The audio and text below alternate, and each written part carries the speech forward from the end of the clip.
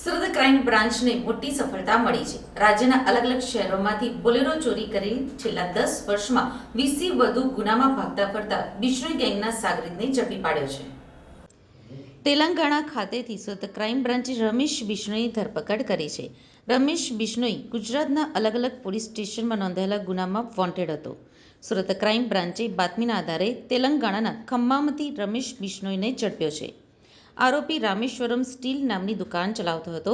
આરોપીની પૂછપરછમાં સામે આવ્યું હતું કે તેને પોતાની ગેંગ સાથે મળીને રાજ્યના અલગ અલગ વિસ્તારમાંથી બોલેરોની ચોરી કરી હતી।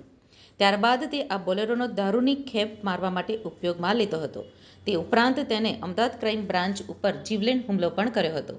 આરોપી સામે સુરતના અલગ અલગ 12, અમદાવાદના 5 અને ગાંધીનગરના 3 પોલીસ સ્ટેશનમાં ગુનાઓ નોંધાયા છે।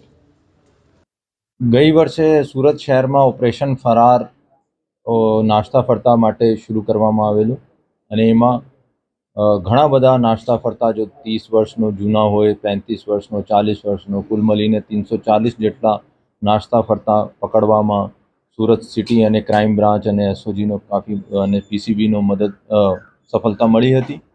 આ ઓપરેશન ફરારનો આગળ વધાવતા ક્રાઇમ બ્રાન્ચમાં ડીસીપી રોઝિયા સાહેબ અને ડીસીપી રૂપલ સોલંકી મેડમ અને પીઆઈ મોદી સાહેબ, પીઆઈ પરમાર સાહેબ અને એની ટીમનો બાતમી મળી હતી કે જો ગુજરાત રાજ્યમાં ઘણા બધા જિલ્લાઓમાં બોલેરો ચોરીનો અને અંજામ આપીને બિશ્નોઈ ગેંગ જો કાફી વોન્ટેડ છે।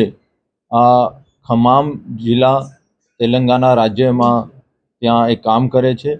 એનો ભૂતકાળ જોઈએ તો 2018માં જ્યારે અમદાવાદ ક્રાઇમ બ્રાન્ચનો માહિતી મળી હતી કે આ બિશ્નોઈ ગેંગ ચોરીની ગાડી લઈને અમદાવાદ તરફ આવી રહ્યા છે, તો આ લોકોએ નાકાબંધી કરી અને નાકાબંધી દરમિયાન આ જો ગેંગનો માણસો હતા જેમાં જીપમાં બેઠેલા રૂગનાથ બિયારામ બિશ્નોઈ, નારાયણલાલ બિયારામ બિશ્નોઈ અને નરેશ કુમાર બિશ્નોઈએ ફાયરિંગ પણ કર્યો અને આ ફાયરિંગ અમદાવાદ ક્રાઇમ બ્રાન્ચે પણ કર્યો। આ 3 આરોપી પકડી લીધો, પરંતુ ત્યાં એનો મેઇન સાગરીત જો હતા પ્રભુભાઈ બિશ્નોઈ, રમેશ પ્રભુભાઈ બિશ્નોઈ, આ ત્યાંથી ભાગવામાં સફળ થયો અને આ ત્યાંથી ભાગીને આ ખમ્મામમાં આ એક ફર્નિચરની દુકાન ચલાવતો હતો, તો ત્યાં જઈને ક્રાઇમ બ્રાન્ચનો પકડવામાં સફળતા મળી છે અને એને આ ભૂતકાળમાં જોઈએ તો સુરત સિટીમાં 12 જેટલા ગુનામાં વોન્ટેડ હતો।